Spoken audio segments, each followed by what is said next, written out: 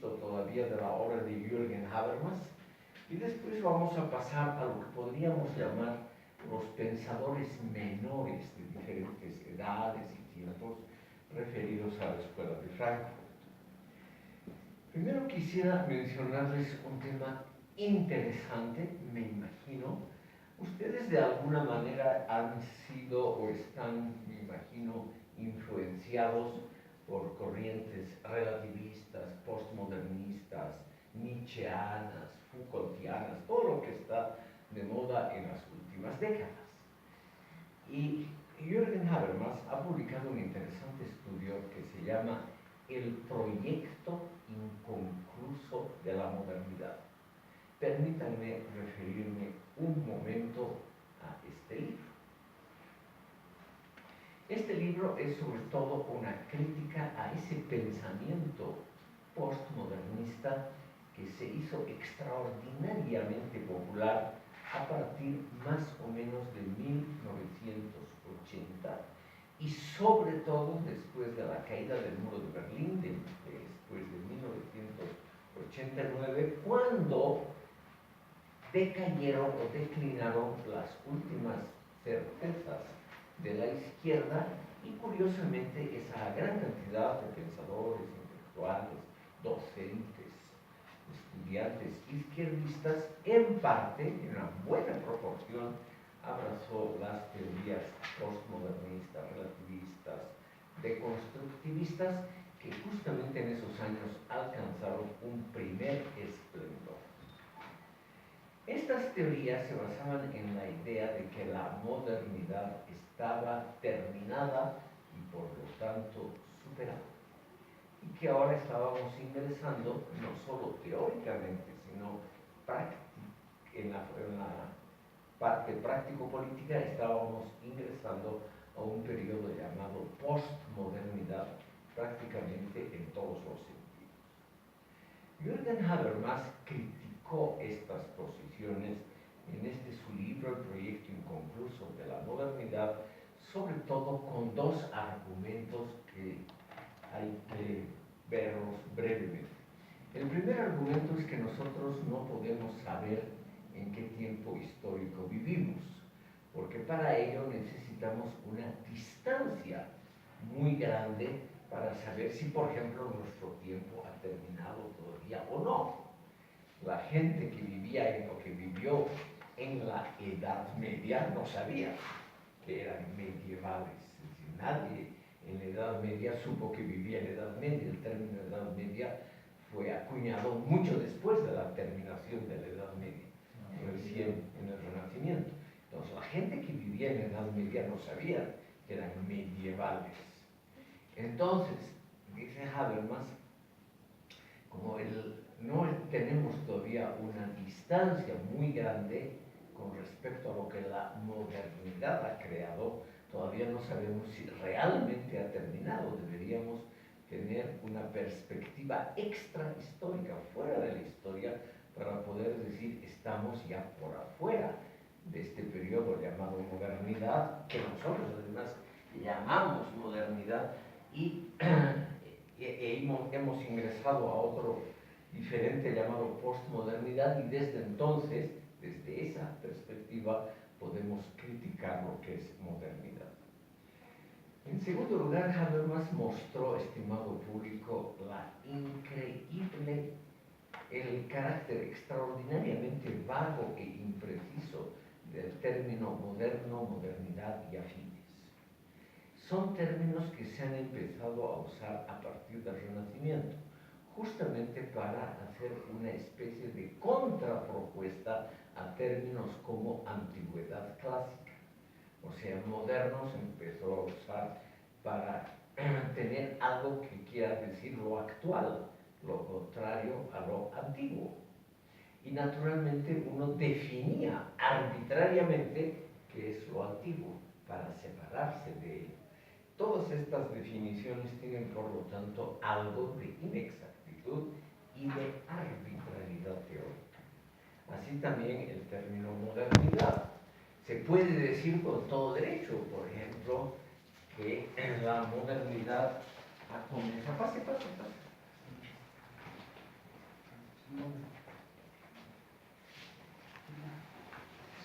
Se puede decir, por ejemplo, que la modernidad ha comenzado con el descubrimiento de América, que es el descubrimiento de otras perspectivas geográficas y culturales. También se puede decir que es la división clásica. La modernidad empieza con la caída de Constantinopla en poder de los turcos y la terminación del Imperio Romano de Oriente, el Imperio Bizantino, y el cierre ha sido una gran época cultural más o menos compacta, lo cual es un argumento relativamente fuerte. Pero también se puede decir que han sido los grandes inventos tecnológicos los que han creado la modernidad, como por ejemplo la imprenta. Es decir, estimado público, no existe un criterio claro para definir lo que es modernidad. Pero Habermas dice que el término no está equivocado, que es un término relativamente usable, o sea, es un argumento pragmático, que se lo puede usar relativamente bien para denotar el periodo que empieza justamente con los grandes descubrimientos, los inventos tecnológicos, una nueva visión del mundo a partir del Renacimiento y sobre todo, estimado público, una visión del mundo autocrítica. Los primeros que han pensado en que el Renacimiento es algo fundamentalmente diferente a la Edad Media han sido aquellos pensadores que se han dado cuenta que pueden criticarse a sí mismos y que pueden criticar los métodos, los procedimientos, etc., lo que se usa para pensar periodos históricos. El término modernidad entonces estaría contrapuesto al de tradicionalidad. Lo tradicional, la palabra también muy inexacta, denota ese mundo anterior al mundo moderno, industrial, urbano, etc. Sería el mundo básicamente rural, el mundo todavía regido por principios religiosos, como los principios culturales dominantes, y sería también el mundo donde la movilidad social era extremadamente reducida. En cambio, el mundo moderno es el mundo de una fuerte movilidad social, la gente puede ascender por mérito propio en la escala social y también puede bajar por equivocaciones o por lo que sea, como ha sido el caso, por ejemplo, de la nobleza, una clase extraordinariamente fuerte que durante 1000 años rigió Europa, y a partir del Renacimiento esta clase ha ido perdiendo como ahora totalmente en importancia. Ahora no juega absolutamente ningún papel, ni cultural, ni social, ni histórico, ni cultural. Entonces, modernidad sería un término relativamente aceptable si se lo compara con la necesidad de usar alguna terminología para denotar este mundo actual, este mundo justamente tan ligado a la ciencia, a la tecnología, al pensamiento, y tan diferente al mundo tradicional, que es el mundo que arrastra tradiciones, valores de orientación que vienen de antes y que tienen su dignidad en su antigüedad. Por ejemplo, aquí en Bolivia y en el mundo andino hay hoy en día una muy fuerte tendencia a revalorizar lo que se llaman los valores o los saberes ancestrales, cuya importancia, legitimidad, derivaría del hecho de que son justamente manifestaciones de tradiciones que vienen de atrás. Justamente la modernidad quita valor a ese acto de dar importancia solamente a algo porque viene de atrás, porque es tradicional, porque es antiguo, etc. Lo nuevo tiene que justificarse por sí mismo, por ejemplo, por el uso, por la utilización que se puede hacer de un procedimiento, de una idea, de un invento, pero no porque venga de atrás. Eso ya en el mundo moderno ya no es un argumento válido. Entonces, ese sería, estimado público, una de las grandes, uno de los méritos del concepto de modernidad, que nos permite contraponerlo a saberes, normas, regímenes políticos anteriores a los grandes cambios del siglo XVI, o sea, a los grandes cambios producidos justamente por los fenómenos ya descritos. Ese proyecto, según Habermas, estaría inconcluso, o sea, no estaría terminado. Faltaría, según Habermas, lo cual vamos a ver ahora, el hecho de una democratización profunda, no solamente de la vida política, sino de otros aspectos de la vida social en general.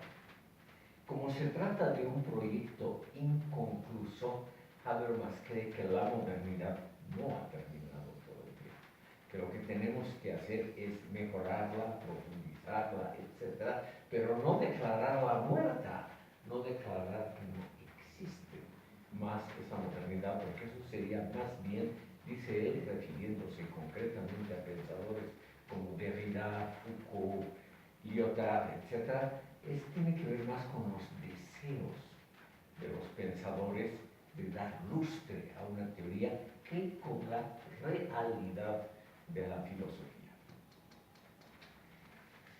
Habermas tiene un cuarto argumento importante, estimado público, que debemos usarlo brevemente.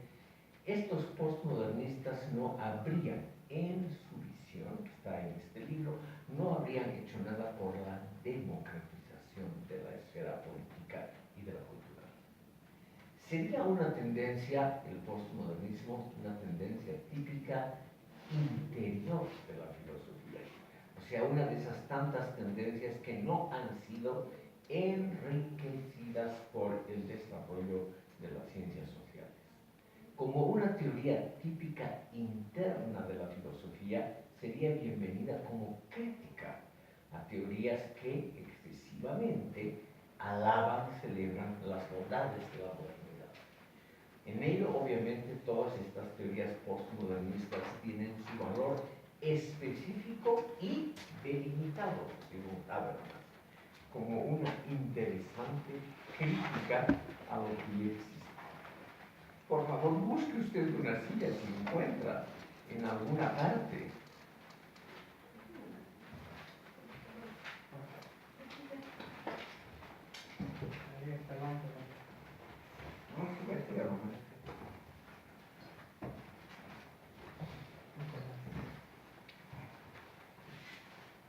Pero, aparte de eso, el postmodernismo pretendería fijar una nueva etapa histórica, de ahí el nombre postmodernismo, y eso no estaría respaldado por los hechos de las ciencias sociales.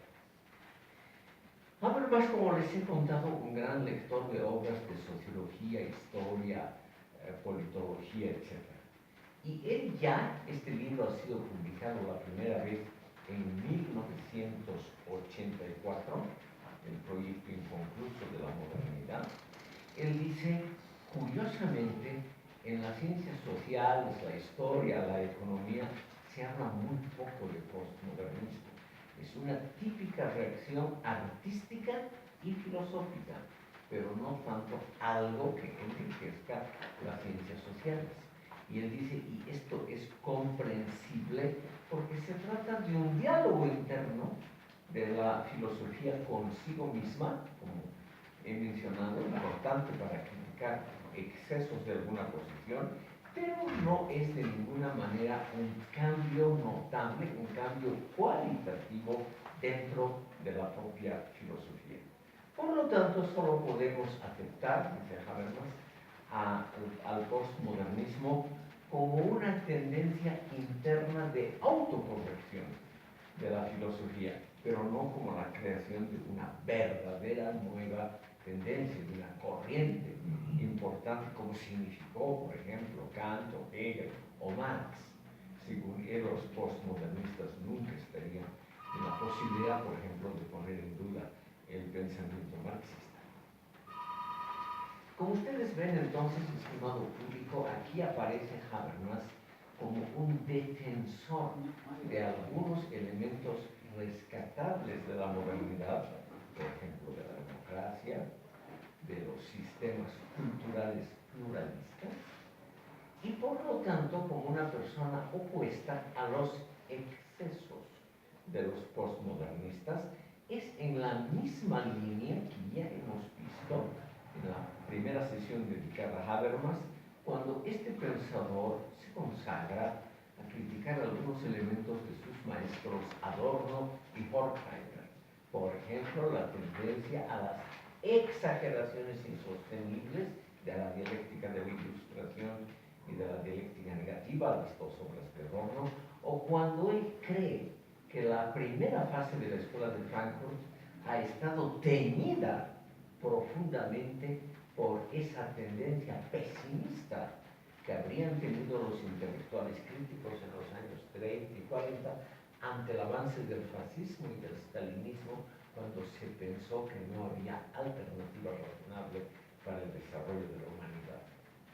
Pero después de la Segunda Guerra Mundial, es el argumento de Habermas, con la consolidación muy exitosa de las democracias pluralistas modernas en Europa Occidental, en Norteamérica y en gran parte del mundo, entonces este pesimismo exagerado, ese pesimismo dogmático, dice él, de Adorno y Horkheimer, no sería sostenible.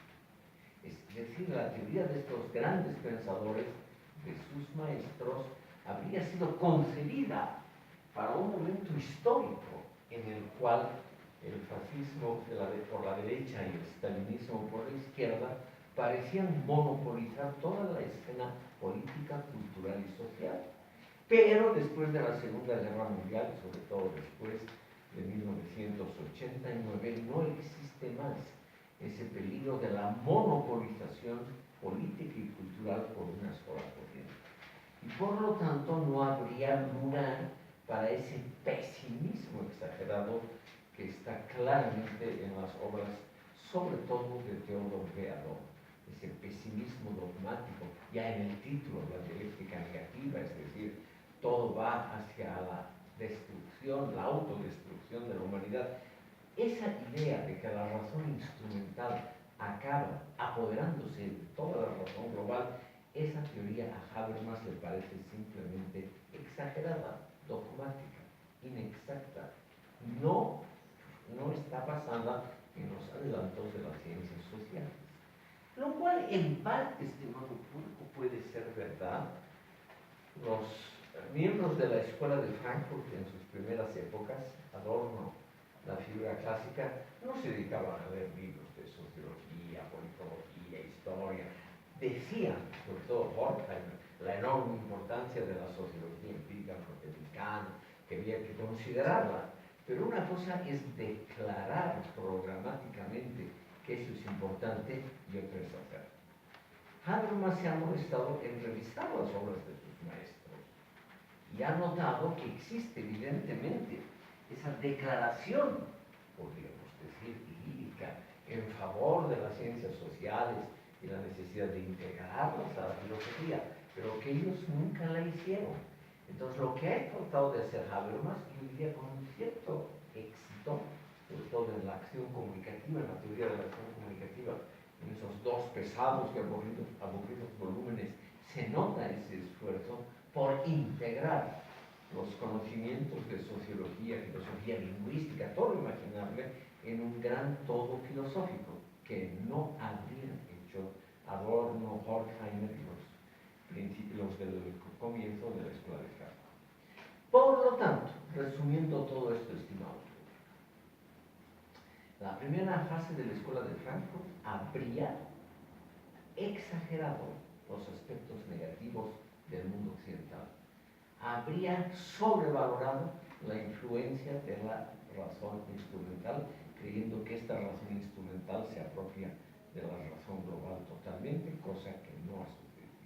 Y tercera, han caído los regímenes totalitarios, tanto el fascismo como el stalinismo, y por lo tanto ya no existiría la base para exageraciones dogmáticas del tipo el mundo se encamina hacia una desgracia, el mundo se encamina hacia el dominio completo, un mundo orwelliano, o sea, un mundo como lo presentó el escritor George Orwell, el mundo se encamina camina hacia un totalitarismo mundial. Ya no existiría ese peligro. Y por lo tanto, los postmodernistas harían lo mismo. Trabajarían, por eso Adorno sería uno de los inspiradores del postmodernismo, es el único pensador de la Escuela de Frankfurt que ha caído muy bien a los postmodernistas, precisamente por las exageraciones dogmáticas que contiene.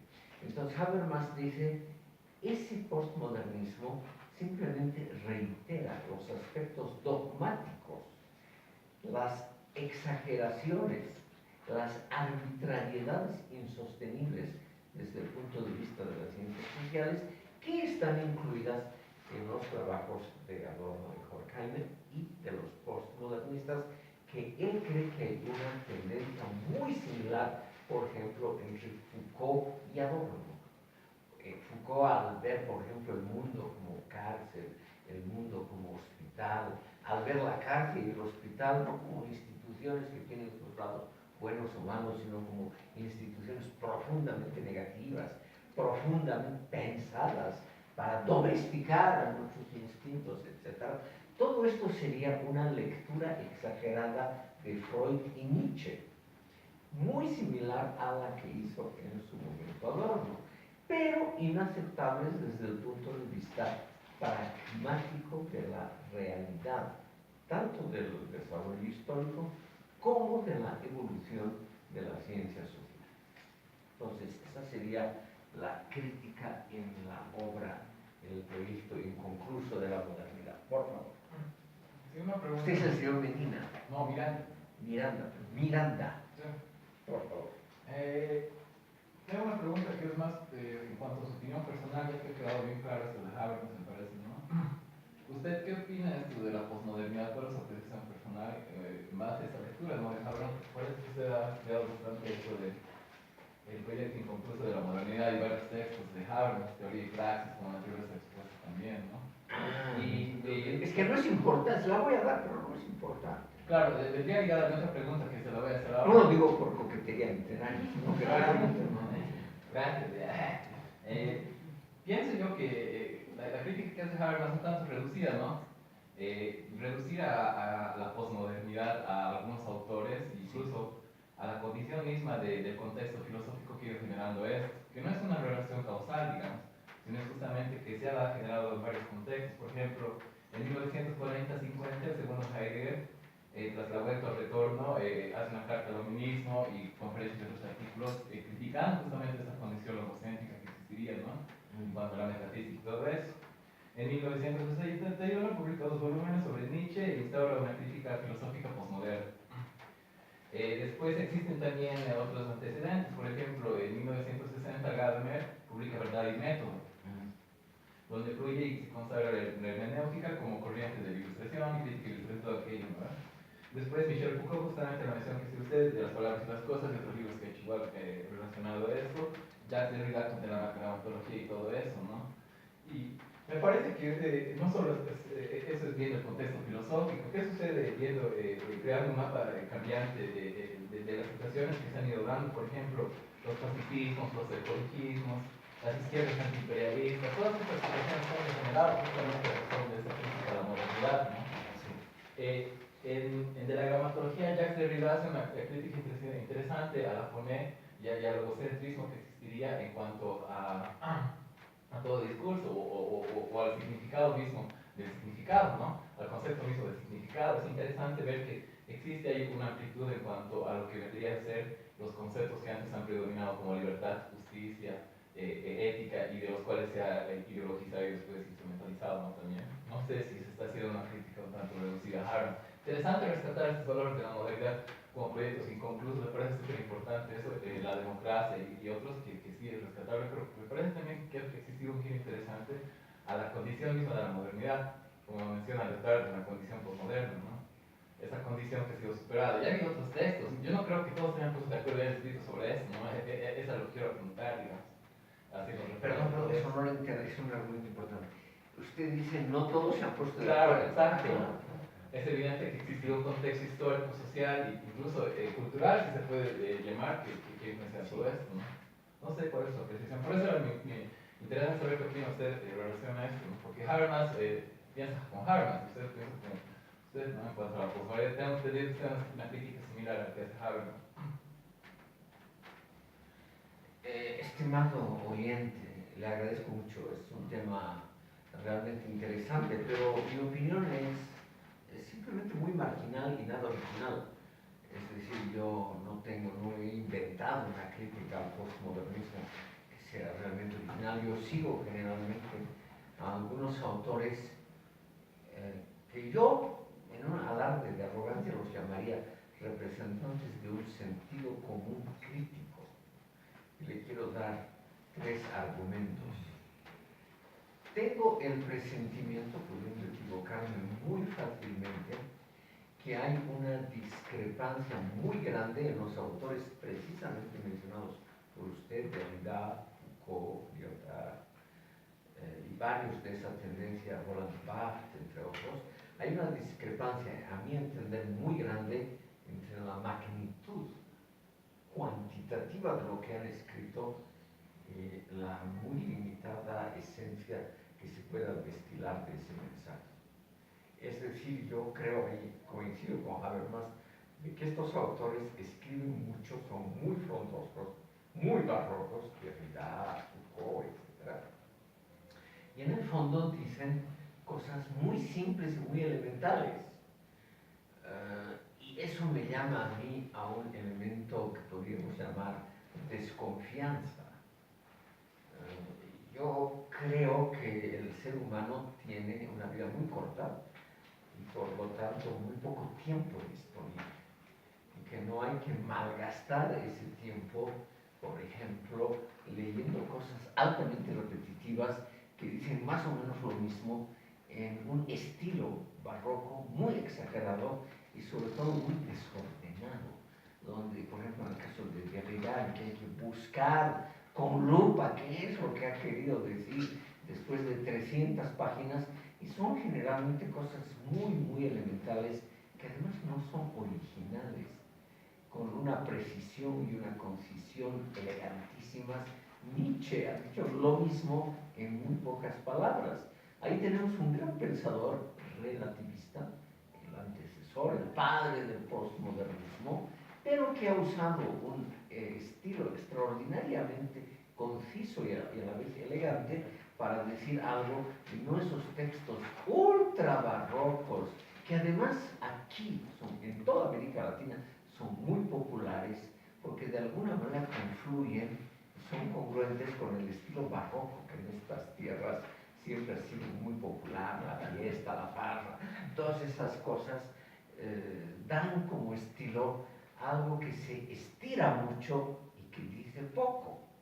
Es decir, si ustedes leen, por ejemplo, a Bartolomé Arsanz de Ursúa y Vela, o autores del siglo XVIII en la colonia, van a notar que el contenido es relativamente escaso.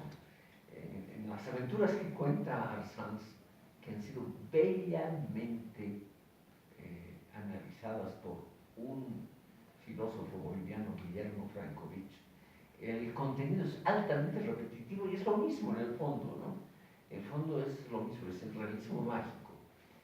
Y tener que leer tomos enteros, o lo que usted ha mencionado, esa verborrea incontenible de la gramatología del señor Derrida, a mí me parece que el ser humano no debería perder su preciosísimo tiempo en eso, sino debería solamente leer algún resumen bien hecho de las teorías de estos autores, pero no perder el tiempo leyendo esos realmente mamotretos en el sentido original del término, que en el fondo dicen muy poco, pero que gustan.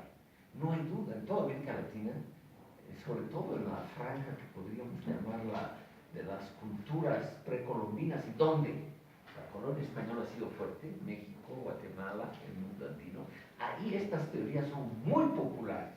Y yo, pensando mal, pudiendo equivocarme, creo que hay una conexión entre el mundo barroco y el uso del postmodernismo. Es decir, creo yo, para decirlo muy elementalmente, que si lo hubiese conocido, Derrida hubiese sido un gran admirador de Bartolomé Arsanz de Orsuella. Eso por el estilo. Sí, justamente en cuanto al estilo, usted menciona al barroquismo exacerbado que utilizan estos autores, ¿no? Sí, todos ellos. Es evidente que es así, pero viendo un tanto el contenido también se hace una crítica bien fuerte a esto, ¿no? O sea, me parece un tanto falaz decir que no existe un contenido fuerte en la gramatología, cuando existe un contenido, una crítica a Nietzsche, una crítica a Hegel, una crítica a Heidegger, incluso, que Heidegger no ha superado la metafísica que pretendía superar. Existe una continuación evidente, me parece, en la tradición filosófica en Derrida, más que todo, porque Derrida es bien hegeliano, ¿no? Existe un estudio de Richard Rorty que se llama sobre la escritura, que es un estudio sobre el texto de Derrida, donde hace una comparación interesante con Hegel, ¿no? Mario Bunge también hace una interesante condición de Hegel, como lo llama el primer postmoderno, y creo que esto es evidente. No sé si usted cree que sí, desbancar la razón, decir que la razón al mismo tiempo es la sin razón, que varias otras situaciones, que el ser se condiciona con la nada, se termina con la nada, que se termina terminando. Entonces son varias situaciones que citan así esta condición misma postmoderna. Yo no creo que exista una determinación histórica en cuanto a esto, ¿no? Pero ¿qué sucede con la literatura? Igual que usted dice. La literatura tampoco tiene esa pretensión logocéntrica de tener la razón, solo tiene la intención de querer exponer algo, y eso es un contenido igual fuerte, ¿no? Para ver qué sigo dando. Y también que sucede con la literatura no tiene esa pretensión racionalista que tiene la modernidad. Me voy a basar para responderle en Habermas. Habermas cree que hay una contradicción performativa en toda la actuación de los postmodernistas. O sea que ellos dicen una cosa y su propia praxis la contradice. Dicen, por ejemplo, que van a criticar a Hegel o a Nietzsche o a cualquiera, o a la metafísica, o cualquier discurso que está de moda, ¿no? A declarar que Dios ha muerto, que la metafísica ha caducado, o hace siglos que se repite lo mismo, ¿no? Es una actitud de modas. Habermas, por ejemplo, de ahí tengo la idea de que estos pensadores en el fondo son muy conservadores. Yo creo que tienen un manto, un abrigo, una vestimenta exterior muy llamativa, porque dicen, como usted, hay que criticar las pretensiones de la razón nunca ha tenido tales pretensiones, o sea, le atribuyen primero al racionalismo cosas que los pensadores racionalistas nunca han tenido esas pretensiones. Por ejemplo, Descartes o cualquiera de nosotros siempre han tratado de acercarse a la verdad, si es que hay algo tan inaccesible como la verdad, pero no se les puede quitar el mérito de acercarse, proponer métodos como el de Descartes, que es simplísimo, ¿no? Simplemente la duda, como Sócrates, cuestionar todo eso, nada más. Entonces, decir que la razón, que los racionalistas han tenido la pretensión de tal cosa, eso es englobarlos y luego criticarlos.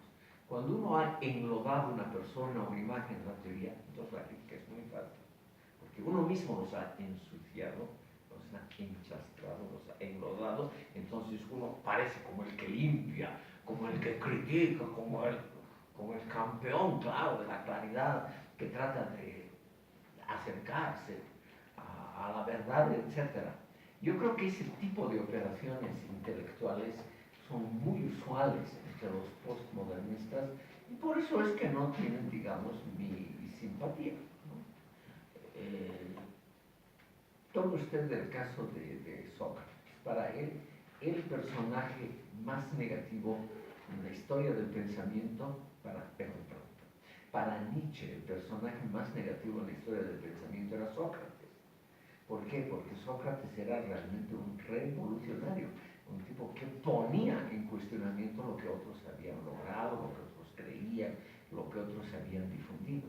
Y eso a un espíritu profundamente conservador como era Nietzsche, con rasgos solamente revolucionarios superficiales, no le gustaba.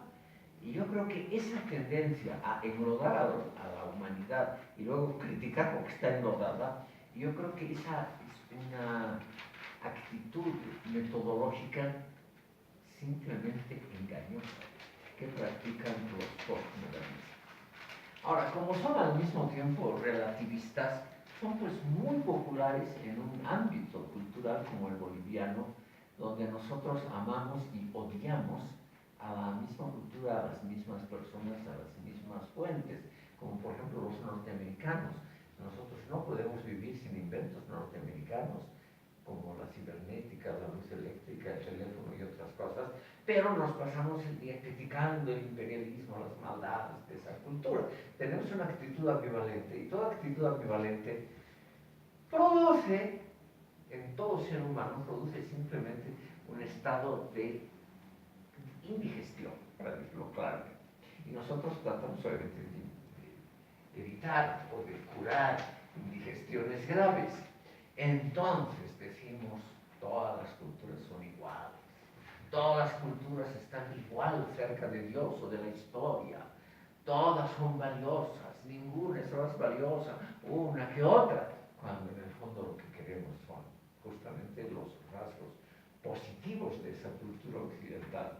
Entonces yo creo que nosotros actuamos contradictoriamente, incongruentemente con nuestra crítica relativista. A nosotros nos gustan Derrida, Lyotard y todos ellos porque aprovechamos el prestigio, la autoridad de ellos. Eso es lo que hacemos.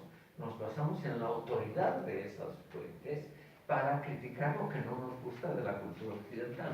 Entonces nos apoyamos en la autoridad. Claro, ¿para qué pensar racionalmente? ¿Para qué usar esos perversos instrumentos de la cultura occidental? Eso que Colón y Pizarro han traído, que es la racionalidad instrumental, esas maldades, si los grandes, los verdaderos grandes de Derrida, Lyotard, etc., y han descubierto la falacia del racionalismo. Entonces yo creo que hay un intento de autoengañarse, que eso hacemos los humanos con mucha facilidad.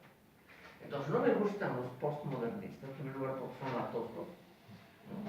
Textos interminablemente largos que dicen muy poco. Si usted lee a Enrique Dussel, que es el que hace esas combinaciones entre Heidegger, la cábala, la cultura moderna, como Javier Medina, ¿no? Que hace esas combinaciones de todo, absolutamente todo, meterlo en un saco. Y yo creo que ese tipo de pensamiento está muy de moda porque parece espontáneo, brillante, parece algo original, parece realmente algo que deba ser estudiado y leído. Pero yo creo, estimado oyente, que el trabajo filosófico es algo un poquito más serio que esas elucubraciones literarias de estos autores. No me acuerdo cuál era su otra observación. Yo creo que trabajar, tendría que continuar acá, porque no, Perdón, no lo entendí. ¿Usted quiere que ya no siga porque se aburre? Entonces quiere que sigamos. No, yo tendría toda la disponibilidad de una pregunta más hacer, pero los compañeros creo que igual están cansados. No, se divierte. No, están encantados, siga, siga. No estoy de acuerdo. Puedo complementar lo que Claro. acaba de comentar usted. Claro. Yo soy un amante lector de novelas. Cuando fui niño he leído novelas como Cronin, Stephen Zweig, Dumas, Julio Verne, Jack London. Oh, qué terrible, el canon occidental. Sí. Oh, eso está paseo. Claro.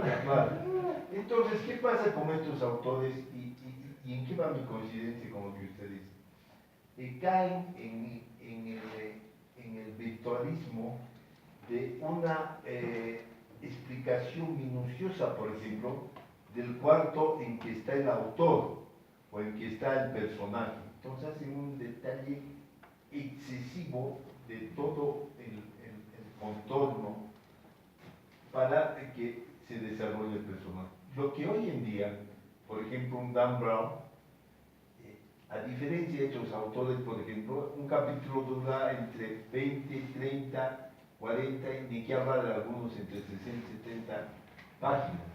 Hoy en día un Dan Brown, un autor moderno y demás, un capítulo por ahí le dura 2 hojas. Cambia completamente el aspecto de uno.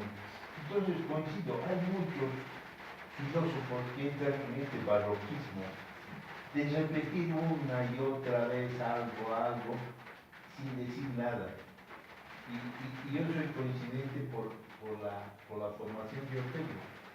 Soy administrador de empresas, entonces una hoja, una hoja de resumen me es más importante que 100 hojas que me dicen lo mismo. Entonces, para tomar una decisión es importante leer una hoja y leer 100. Entonces, coincido con usted que hay muchos autores actuales que son para demostrar la filosofía que hicimos, dan vueltas y vueltas sobre el mundo. Señor Miranda, Sí, yo estoy en desacuerdo con fin de compañero, porque al final se termina haciendo cualquier cosa ahora, ¿no? Estamos viviendo una sociedad simplificada, creo que de algún modo nos hace querer que todo sea reducido, ver videos ya solamente sobre filósofos para tener contenido esencial, y cuando en realidad existen matices que permiten ver la riqueza misma de todo pensamiento, ¿no? Por ejemplo mismo, en la literatura existe lo mismo, me parece que no se puede contemplar solamente una parte de una historia, se tiene que contemplar todo, para poder apreciar de forma más precisa, ¿no? No estoy de acuerdo en este punto, y sí, al final, estoy de acuerdo con Habermas, he visto, me he aventurado a ver algo de teoría y praxis, y tiene bastante coherencia con el pensamiento hegeliano, a pesar que se hace una crítica y se hace una vista con el pensamiento de Shakespeare también, ¿no? Me parece muy interesante eso, y estoy de acuerdo con esto de que sí deberíamos ver cómo se está desenvolviendo el aspecto literario y cómo se está desenvolviendo el aspecto filosófico en este contexto, tanto boliviano como contexto internacional. pero hay un punto que yo quisiera criticar de lo que usted dijo anteriormente. El postmodernismo no es la expresión del mundo actual, sino una de las posibles expresiones. No es así que estos señores escriban de esa manera o digan lo que dicen porque la tendencia general del mundo va así y ellos son solamente la manifestación, eso no es verdad. El mundo actual, por suerte, es un mundo plural, donde al lado de los postmodernistas todavía hay una enorme producción de otras tendencias filosóficas, sociológicas y demás, que no tienen mucho que ver. Si usted lee, por ejemplo, textos de economía política, de economía en general, no aparece jamás ningún concepto de la filosofía postmodernista. Ellos siguen, por ejemplo, si usted lee solamente los extractos que se pueden ver en internet sobre los últimos 20 premios Nobel de economía, va a ver usted que no tiene nada que ver lo que hacen ellos con teorías postmodernistas o relativistas. O si usted ve lo que se hace, por ejemplo, en filosofía del derecho, que es uno de los fuertes de Habermas, ahí va a notar usted, o en la defensa de los derechos humanos, o cualquier cosa así, que estas teorías postmodernistas no tienen nada que hacer. Lo que sí son muy populares estas teorías son para defender posiciones que uno toma a priori y uno busca, como cuando uno se enamora de algo, entonces uno va buscando elementos que justifiquen la decisión de haberse enamorado. Eso pasa a todos los seres humanos, actuamos así. Cuando tomamos una decisión política, no nos decimos tal vez me he equivocado, sino decimos, es que los factores A, B, lo que me acaba de contar C, lo que he oído del rumor de F, J, Y, todo esto apoya mi decisión. Entonces, los lectores que hay hoy en día de estas tendencias, en el fondo leen lo que apoya sus prejuicios. No leen para ponerse en cuestionamiento, sino leen para sustentar sus propias ideas. Siempre ha sido así en la historia de la humanidad, eso no ha cambiado mucho, pero la gran filosofía, como lo ha mostrado el inmortal Sócrates, aquel que no gustaba Nietzsche, es justamente cuestionar las certidumbres. Aquí creo que el señor quería decir algo. Sí, mi estimado profesor. Bueno, es varios los temas que se han tratado, corrido con ustedes en varios puntos, y con respecto al señor Miranda, lo que mantiene esa posición de postestructuralismo, me permito preguntar lo siguiente. ¿Debemos entender por postestructuralismo a la crítica que se hace de la modernidad? Sí, claro. En ese entendido, yo generalmente no estoy de acuerdo con Diego, pero en este punto estoy plenamente en su posición. ¿Y el por qué? Me voy a realizar un pequeño una pequeña disertación.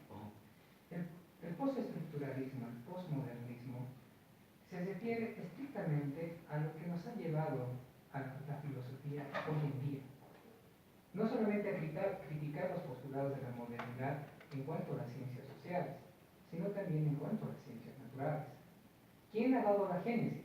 Yo podría decir que está en el capítulo 5 de Ser y Tiempo de Heidegger, donde uno, si analiza, puede sacar los elementos estructurales de los cuales se está basando este postestructuralismo.